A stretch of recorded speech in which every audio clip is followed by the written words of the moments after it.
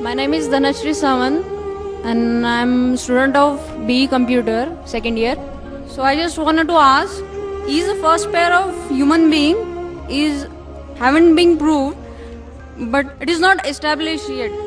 But now how science will be going to prove it, because we can't go back in time. Thank you. मैंने सवाल पूछा है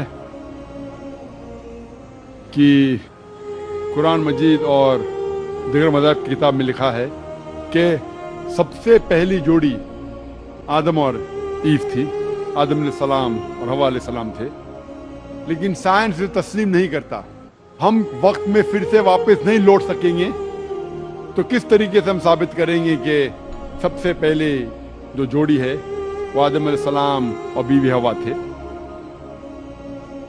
पहले मैं ये कहना चाहता हूँ कि कुरान मजीद एक साइंस की किताब नहीं है, SCIENC, लेकिन ये किताब है साइंस की, SIGNS। ये आयात की किताब है, ये किताब है निशानियों की।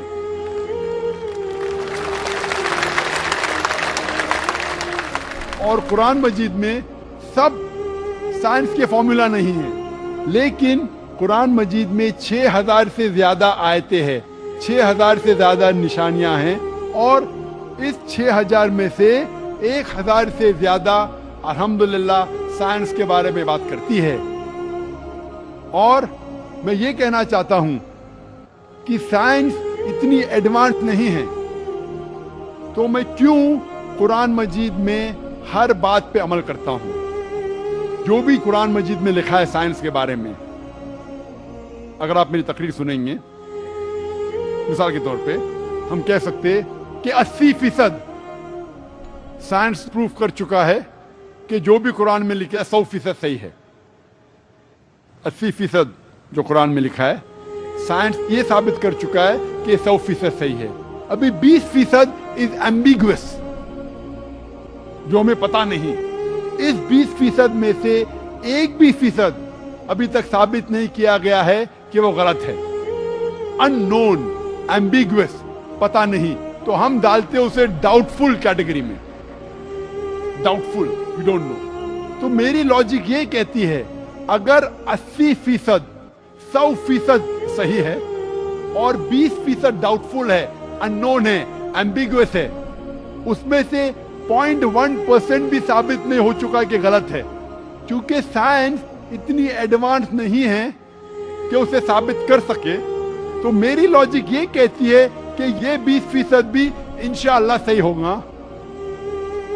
और इस 20% में आता है कि पहली जोड़ी इंसान की थी आदम अलैहिस्सलाम और बीवी हवा।